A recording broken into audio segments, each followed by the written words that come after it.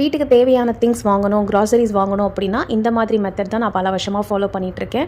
First நம்ம சமைக்கும் போதே குட்டி குட்டியாக நமக்கு ப்ரொவிஷன் ஐட்டம்ஸ் தீர்ந்து போகும் இல்லைங்களா? ஸோ அது எல்லாமே ஒரு ஸ்டிக்கி நோட்ஸில் எழுதி ஃப்ரிட்ஜில் ஒட்டி வச்சுப்பேன்.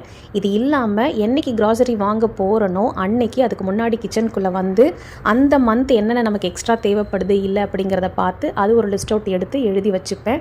எழுதி வைக்கிறதா நம்ம எப்போவுமே கிளம்பும் போது அவசரத்தில் விட்டு போயிடுவோமே, அதனால் மொபைலில் ஒரு ஸ்க்ரீன்ஷாட் எடுத்துகிட்டு அதோட கிளம்பி நேராக கடைக்கு போனேன் அப்படின்னா நான் லிஸ்ட்டில் என்னெல்லாம் எழுதியிருக்கணும் ஃபஸ்ட்டு அதை ஃபோக்கஸ் பண்ணி வாங்கி முடிச்சிருவேன்.